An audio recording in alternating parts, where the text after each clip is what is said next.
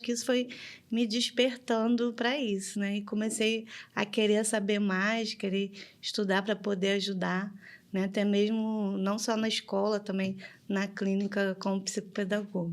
Ai, E eu vou delícia. aproveitar essa oportunidade para falar para você que é mãe, que tem um filho que está aí no presídio ou que está fazendo qualquer coisa que não deveria. Eu quero dizer que existe chance. Ninguém nasce condenado, até mesmo um presidiário. Nós acreditamos, enquanto educadores, que a educação resgata essas pessoas, juntando a educação com a empatia, com a fraternidade que elas estão falando aqui hoje, é o suficiente. Mas a fé, que a mãe não pode deixar de ter fé, vai dar tudo certo. Há esperança para eles, não é? Há esperança, sim. E a nossa pergunta é: o que significa dentro de tudo isso, né, para você hoje, atual? O que é inclusão, Cassiana? Então, inclusão, eu acredito que seja você dar oportunidades, né, igualitárias, com equidade, né, que é diferente de igualdade. A gente fala, igualdade social. Igualdade é você dar a mesma coisa para todo mundo, né? Igual você fala assim, eu criei meus filhos tudo igual. Assim, é questionável, porque cada um tem uma necessidade, né? E a gente tem que olhar para a necessidade específica de cada um, para que eles tenham as mesmas oportunidades, né? Ele vai ter a mesma oportunidade, mas o processo é diferente, né? Para você dar, você tem que dar ferramentas diferentes para que ele possa alcançar e agarrar aquela oportunidade. Então, acredito que a inclusão seja assim, né? Olhando cada um, né, pela sua, não pela sua deficiência, mas pela sua potencialidade, pela sua necessidade. É diferente, né, de você olhar apenas para a deficiência. Que a deficiência não define ninguém, né? Você não é a sua deficiência, você é uma pessoa, né? E você tem uma deficiência como qualquer um de nós podemos ter em qualquer momento da nossa vida, né? E eu hoje, vem aqui fazer um trabalho na Alemanha. Eu lá na Alemanha eu vou ter uma deficiência de comunicação, né? Eu não sei falar alemão, eu vou precisar de suporte. Eu vou precisar, né? Eu vou precisar de um intérprete ou de um aplicativo que me ajude a me comunicar, eu vou precisar de suporte. Então, essas pessoas, em algum momento da vida, em alguma área, elas precisam de algum suporte, né? Então, incluir é isso, é você trazer as possibilidades, dar o suporte, a ajuda que a pessoa precisa. Perfeito. E quais áreas que você considera que mais precisem, né, de avançar em termos de inclusão no Brasil? Sei lá, educação, trabalho, mobilidade, cultura, saúde. Eu acredito assim que a gente ainda tem que avançar em todas as áreas, né? Porque se não precisasse, a gente não estava nem conversando sobre isso hoje, né? Verdade. Era para ser uma coisa natural, né? A gente fala e repete, fala de novo, porque a gente ainda precisa que muitas coisas aconteçam no nosso país, né? Mas puxando assim a sardinha para o nosso lado, né? A gente acredita que precisa da questão da saúde, importantíssimo, da educação, do trabalho, né? E do nosso lado, educação e trabalho, né? Porque a gente forma um aluno porque a gente quer que ele seja independente, que ele vá trabalhar, né? Que ele tenha uma vida autônoma, não seja dependente dos pais, porque os pais não são para sempre.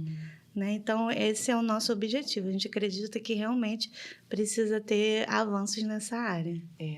Cassiane, a gente sabe que existem muitos mitos, né, e equívocos, né, sobre a inclusão que ainda persiste na sociedade brasileira. Quais são os principais mitos ou equívocos que você vê? Tem vários, né? Mas um deles é que, porque autista, por exemplo, é um anjo azul. Não é um anjo azul, né? Ele é uma pessoa. Meu Deus, né? Aí é deficiente, ele é um coitadinho. Né? Ele não é um coitadinho, ele é uma pessoa. E às vezes a gente até confunde, né? Porque é deficiência com caráter. Não é porque é deficiente significa que ele tenha caráter. Existem pessoas que são mau caráter, independente, né, da sua deficiência ou achar que são todos iguais. Não são iguais, cada um é único, né? Então a gente tem que tirar isso da cabeça e não ver a pessoa como deficiente, ver como pessoa, uma pessoa única com as suas qualidades e defeitos, né? necessidades e potencialidades, e a gente dá o suporte que ela precisa. E foi por isso, né, que se denominou agora PCD, né? Porque é o quê? Pessoas que com deficiência. Ela Primeiro não é é uma deficiente, pessoa. ela tem uma Isso. Primeiro é uma deficiência. pessoa. É. Você está sempre focando nisso, né? Que é uma pessoa, antes é uma pessoa. Isso é muito importante realmente enfatizar. Porque antigamente era necessidades especiais, né? E hoje não, é pessoa com deficiência. Porque Sim. vem a pessoa em primeiro lugar, como você bem disse. É isso mesmo. É desse jeito, né? Vamos lá. E agora, aproveitando que você falou aí sobre caráter, não sei que dia que esse podcast vai ao ar, mas a gente está vivendo aí uma semana de uma pessoa mau caráter, né, que espancou uma moça no elevador, onde ele quis se intitular como autista. Sim. Né? Então, ele achou que, se vestindo de autista, ele poderia ficar livre de alguma coisa. E a gente para pensar, se você for analisar o perfil dos autistas, embora tenha mais de 99 tipos, você vê que uma das coisas que não se encaixa foi a maneira como ele fez com essa moça. Então, assim, é incrível que no nosso país as pessoas ainda estejam usando as deficiências, os problemas para se justificar. Isso é lamentável, fica aí a dica, hein? Então, vamos lá. A escola é o primeiro espaço de socialização fora de casa. Certo? Como ela pode ser uma ferramenta real de inclusão? Porque a gente, como educador, a gente sabe que se a escola e a família não trabalharem juntos, não vai funcionar. Sim. De que maneira isso vai acontecer, Cassiane? Então, a gente está no processo, né?